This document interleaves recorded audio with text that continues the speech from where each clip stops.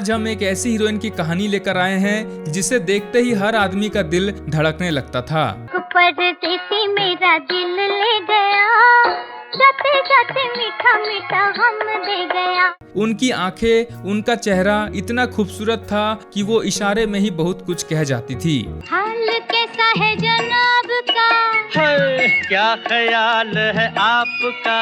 इस हीरोइन की सुंदरता इतनी ज्यादा थी कि लोग जितना 60 के दशक में उन्हें पसंद करते थे उतना ही आज भी करते हैं। अपना ही साया देख के तुम जाने जहां शर्मा। एक ऐसी अभिनेत्री जिसे बॉलीवुड के बड़े बड़े एक्टर्स उनकी तारीफ करते नहीं थकते। आज की सबसे खूबसूरत हीरोइन कौन है और कल की सबसे खूबसूरत हीरोइन कौन थी, तो किसका नाम लेंगे आप? So I think Madhubala ji was she was the most beautiful. अप्सरा, बताइए। मधुबाला। अपना ही साया देख के तुम। एक ऐसी हीरोइन जिसे देखने के बाद हीरो अपना डायलॉग भी भूल जाता था। नया नया हीरो बना था और वो इतनी खूबसूरत लड़की, मैं उसको देखकर अपना डायलॉग भूल गया था। तो हम बात कर रहे हैं बॉलीवुड की अब तक की सबसे खूबसूरत हीरोइन मधुबाला की। आखिर ऐसा कौन सा बीमारी था जिसके कारण मधुबाला को सिर्फ 36 साल की उम्र में दुनिया को अलविदा कहना पड़ा? क्यों मधुबाला को अंतिम समय में अपनों के प्यार के लिए तड़पना पड़ा? मोहब्बत की झूठी कहानी पे रोए। और जीवन के 9 साल तक वह पलंग पर पड़ी रही और दर्द के मारे तड़पती रही। कैसे दिलीप कुमार ने सालों तक मधुबाला से संबंध बनाया और फिर अचानक से उसे छोड़ दिया। एक शर्मनाक बदनामी का वो दाग थी जो मेरे दामन पर लगा और धुल गया। कैसे मधुबाला के पिता ने लगातार एक के बाद एक 11 बच्चे पैदा किए और अपनी ही बेटी के दुश्मन बन गए। जब मधुबाला के बीमारी का पता चला तब क्यों किशोर कुमार ने उन्हें मरने के लिए अकेला छोड़ दिया था? बड़ी चोट खाई जवानी पे रोए। और कैसे लोगों की बुरी नजर मधुबाला की खूबसूरती पर पड़ी कि वो बेचारी लड़की को कभी भी बीमारी से बाहर ही नहीं आने दिया। जानेंगे और भी बहुत कुछ। आप बस दिल थाम कर बैठ जाइए और इस वीडियो को एक लाइक कर दीजिए। तो चलिए शुरू करते हैं मधुबाला की कहानी। हाल कैसा है जनाब का, क्या ख्याल है आपका। दोस्तों, मधुबाला का जन्म 14 फरवरी 1933 को दिल्ली में हुआ था। उनके बचपन का नाम मुमताज जहां बेगम देहलवी था। मधुबाला वैलेंटाइंस डे के दिन इस दुनिया में कदम रखी थी। शायद इसी वजह से उनकी हर अदाओं में प्यार झलकता था। अभी तो ये पहली मंजिल है, तुम तो अभी से घबरा। और हर कोई उनकी अदाओं पर मरता था। उनके पिता का नाम अताउल्ला खान और माँ का नाम आयशा बेगम था। उनके पिता मामूली से एक मजदूर थे, लेकिन फिर भी उन्होंने क्रिकेट टीम खड़ी कर दी थी। क्या बोले? मतलब उनके पूरे 11 बच्चे थे। अब एक आम मजदूर इतनी बड़ी टीम कैसे संभाल पाता? तो जाहिर सी बात है आमदनी अट्ठन्नी और खर्चा रुपया हो गया था। तो साला ये दुख का खत्म नहीं होता बे। और पैसों की कमी के कारण मधुबाला का परिवार रोड में आ गया था और एक वक्त का खाना भी मुश्किल से मिलता था। पहले मधुबाला का परिवार पेशावर पाकिस्तान में रहता था। ये तब की बात है जब भारत पाकिस्तान में बंटवारा नहीं हुआ था, लेकिन बंटवारे के बाद पूरा परिवार दिल्ली आकर बस गया था, ये सोचकर कि दिल्ली शहर पेशावर से तो अच्छा ही होगा। बात तो सही है। लेकिन यहाँ भी उन्हें कोई खास काम नहीं मिला जिससे परिवार को 2 वक्त का खाना मिल सके। जब मधुबाला के पिता को कोई ढंग का काम नहीं मिला तो वह अपने बच्चों से ही काम करवाने लगे। मधुबाला 11 बच्चों में से बड़ी थी और 5वें स्थान पर थी। जब उनके पिता परिवार का भरण पोषण करने में असमर्थ रहे तो उन्होंने मधुबाला को ही फिल्मों में बेचकर पैसे कमाने की तरकीब निकाली और वह मधुबाला को लेकर मुंबई आ गए। मधुबाला अपने पिता के साथ लगभग हर एक्टिंग स्टूडियोज के चक्कर लगाए और लगातार कोशिशों के बाद आखिरकार 9 साल की मुमताज को काम मिल गया। भाई वाह। 1942 में उन्होंने केवल 9 साल की उम्र में फिल्म बसंत से अपनी एक्टिंग करियर की शुरुआत की। हमको है प्यारी हमारी गलियां, सारी गलियां। उस समय तक उनका नाम बेबी मुमताज ही लिखा जाता था, लेकिन फिल्म डायरेक्टर्स ने उनकी खूबसूरती और अदायगी को भांप लिया और सोचा कि अगर वह एक मुस्लिम नाम के साथ फिल्मों में काम करती रहेगी तो उन्हें कम लोग पसंद करेंगे। इसलिए उनका नाम बदल दिया गया और मुमताज जहां बेगम से बन गई मधुबाला। हाल कैसा है जनाब का, क्या ख्याल है आपका? इसके बाद उन्होंने कई फिल्मों में बाल कलाकार के तौर पर काम किया और अपनी खूबसूरती से हर किसी का दिल जीत लिया था। वह इतनी आकर्षित दिखती थी कि केवल 14 साल की उम्र में ही उन्हें एक हीरोइन के तौर पर फिल्म मिली जिसका नाम था नीलकमल। और इस तरह से केवल 14 साल की मधुबाला ने अपने से कई साल बड़े एक्टर के साथ पर्दे पर रोमांस किया। इसके बाद 1949 में उनकी फिल्म आई महल और इस फिल्म में उनकी खूबसूरती का वह जलवा बिखरा कि वह रातों रात स्टार बन गई। एक लड़की भीगी भागी सी, सोती रातों में जागी सी। हर कोई उनकी एक्टिंग और खूबसूरती पर मर मिटने के लिए तैयार था। महल फिल्म बॉलीवुड की पहली हॉरर फिल्म थी जिसमें मधुबाला लीड रोल निभाई थी। फिल्म बड़ी हिट हुई और 14 साल की बेबी मुमताज मधुबाला बनकर छा गई और इसके बाद उन्होंने एक से बढ़कर एक फिल्मों में काम किया जिनमें लाल दुपट्टा, पारस, Bahut Din Hue, Tarana, mister and missus 55, Shirin Farhad, Chalti Ka नाम गाड़ी, बरसात की रात, हाफ टिकट, बॉयफ्रेंड और शराबी जैसे बेहतरीन फिल्में शामिल रही। लेकिन जिस फिल्म के लिए उन्हें आज भी याद किया जाता है वो फिल्म थी मुगले आजम। प्यार किया कोई चोरी नहीं की, छुप छुप आहे भरना क्या जब। 1960 में दिलीप कुमार के साथ आई फिल्म मुगले आजम बॉलीवुड की उन फिल्मों में से एक थी जिसे आज तक बॉलीवुड की सबसे बेहतरीन फिल्म माना जाता है। मुगले आजम को उस समय बनने में लगभग 16 साल लग गए थे। जी हाँ दोस्तों, 16 साल। और ये फिल्म उस समय तक की सबसे महंगी फिल्म थी। आज कहेंगे दिल का फसाना, जान भी ले ले चाहे जमाना। जो सालों तक थिएटर से नहीं हटी। इस फिल्म में मधुबाला ने अनारकली का किरदार निभाया था और ऐसे निभाया कि इस किरदार को उन्होंने अमर कर दिया।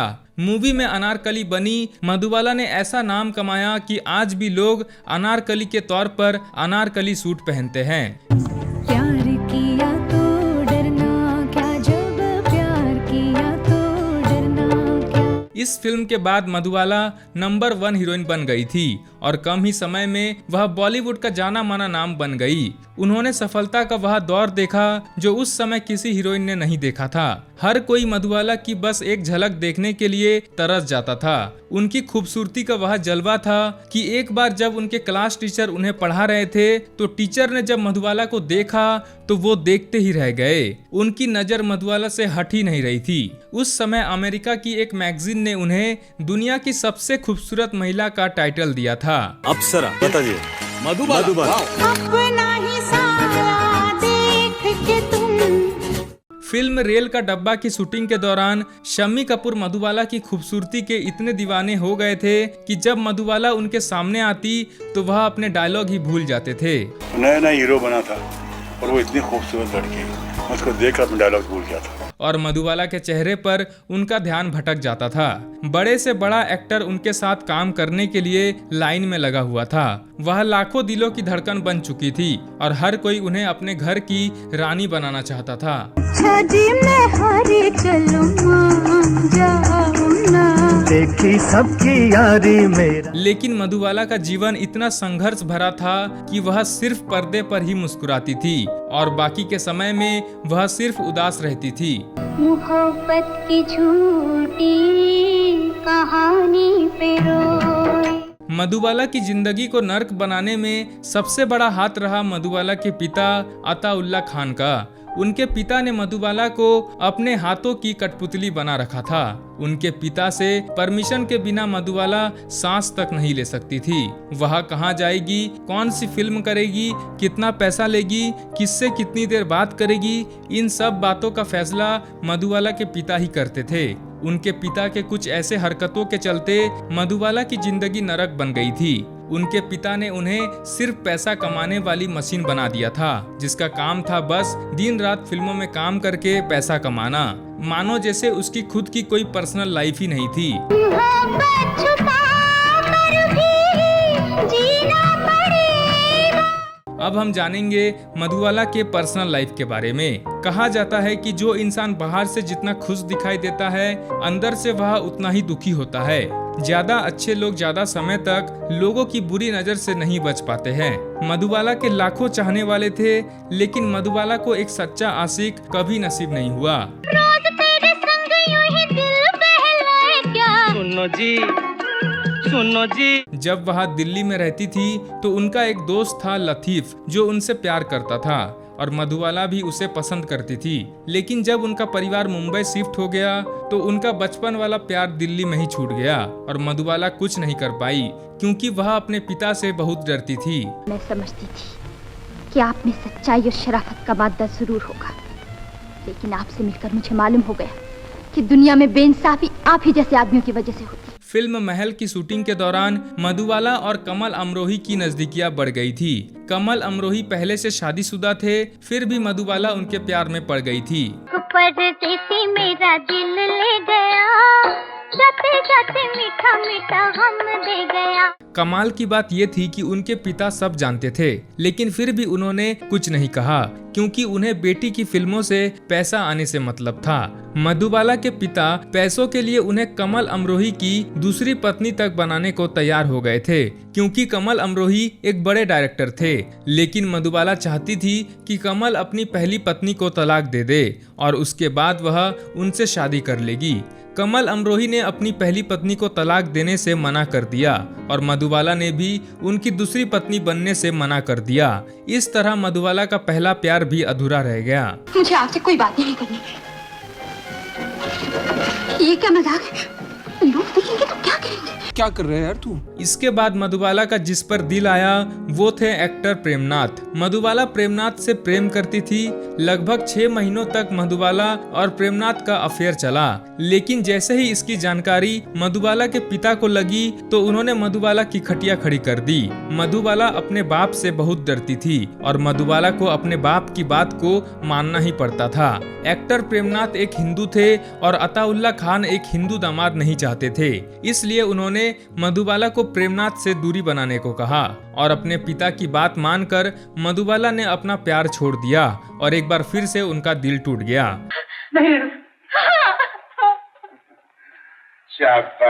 इसके बाद मधुबाला की जिंदगी में आए मोहम्मद यूसुफ खान यानी कि दिलीप कुमार। वह एक मुसलमान थे, लेकिन फिल्मों में काम करने के लिए उन्होंने अपना नाम बदलकर यूसुफ खान से दिलीप कुमार कर लिया था।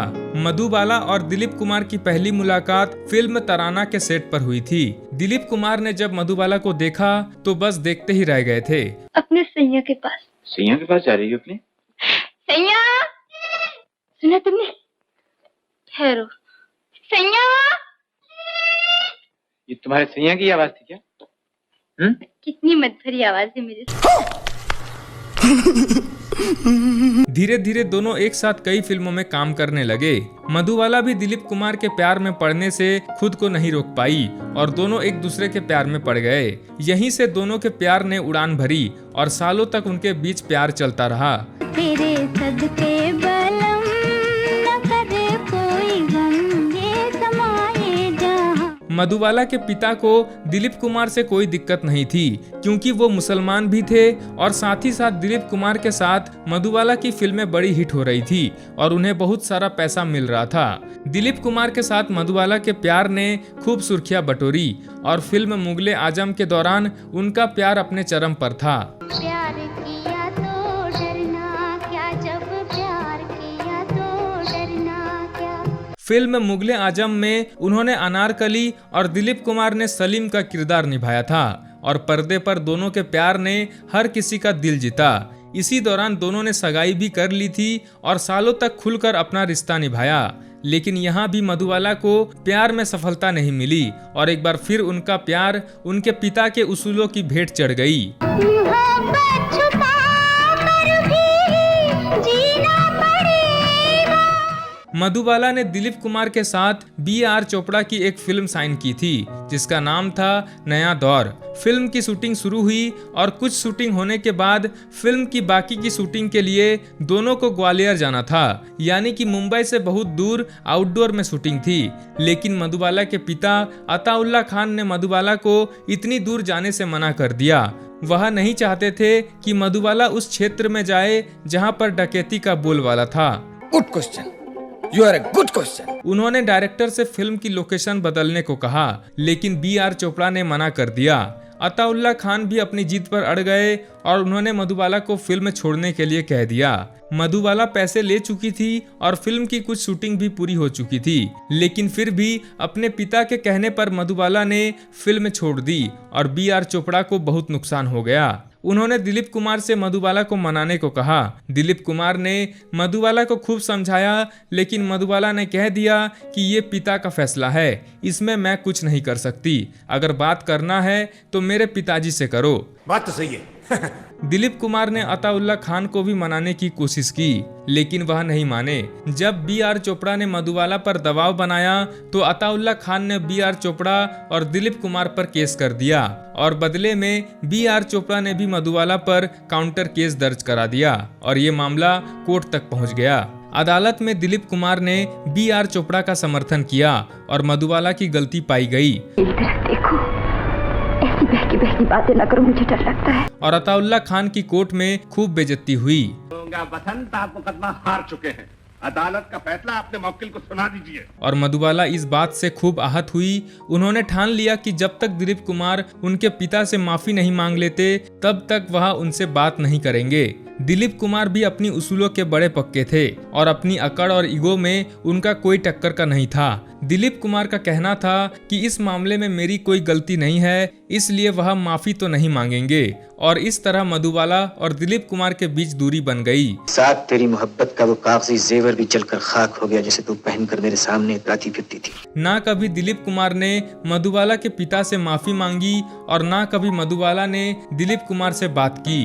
दिलीप कुमार ने मधुबाला की तरफ से अपना ध्यान हटा लिया था। मधुबाला दिलीप कुमार के लिए दुखी थी क्योंकि उनके दिल में थोड़ी बहुत जगह अब भी बची हुई थी। वह परेशान रहने लगी और इसी बीच किशोर कुमार ने मौका का फायदा उठाया और मधुबाला को शादी के लिए प्रपोज कर दिया। एक लड़की भीगी भागी से सोती रातों में जागी से। और मधुबाला ने भी गुस्से में आकर किशोर कुमार के शादी के प्रस्ताव को स्वीकार कर लिया और 16 अक्टूबर 1960 को मधुबाला ने किशोर कुमार से शादी कर ली। इस तरह दिलीप कुमार मधुबाला को कभी अपनी पत्नी नहीं बना सके और अनारकली उर्फ मधुबाला और सलीम उर्फ दिलीप कुमार को एक साथ देखने की दुनिया की तमन्ना भी तमन्ना ही बनकर रह गई।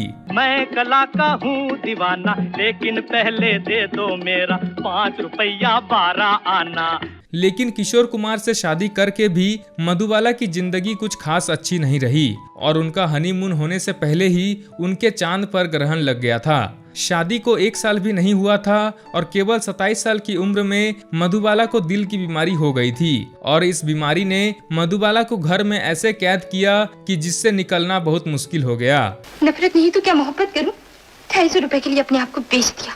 वह अमेरिका में अपना इलाज करवाने गई, मगर वहां के डॉक्टर ने उन्हें बता दिया कि वह नहीं बचेगी। जब उनके बचने की कोई उम्मीद नहीं रही तो वह वापस भारत लौट आई। लेकिन भारत लौटने के बाद उनके पति किशोर कुमार ने उनसे दूरी बना ली और उन्हें एक बंगले में अकेले मरने के लिए छोड़ दिया। किशोर कुमार 6 महीने में एक बार उनसे मिलने आते थे और मधुबाला ने बिस्तर पर पड़े पड़े अपने जिंदगी के 9 साल निकाले। जवानी पे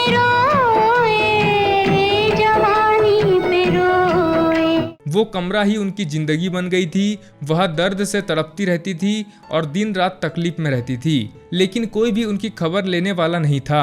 जिस पिता के लिए उन्होंने अपना सब कुछ कुर्बान कर दिया था, अपने बचपन से लेकर अपनी पूरी जिंदगी बर्बाद कर ली थी, जब अपनी बेटी का हालत बिगड़ा तो उस लालची पिता ने उनका साथ छोड़ दिया और उनको मरने के लिए अकेला छोड़ दिया। मधुबाला के दिल में छेद था जिसका कोई भी इलाज नहीं था और अपने अंतिम दिनों में उनकी हालत और भी ज्यादा बदतर हो गई थी। लगभग 9 साल तक वह दर्द भरी जिंदगी जीती रही और बिस्तर पर पड़े पड़े मौत मांगती रही।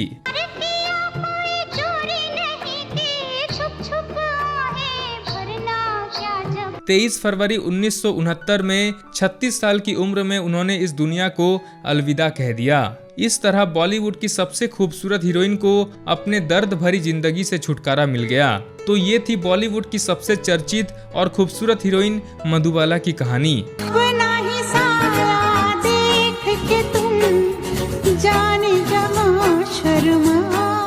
तो आपको ये कहानी कैसी लगी, आप हमें नीचे कमेंट करके जरूर बताइए। साथ ही इस वीडियो को लाइक करके चैनल को सब्सक्राइब करके बेल आइकन को प्रेस कर दीजिए। मिलते हैं नेक्स्ट वीडियो में। Thank you so much.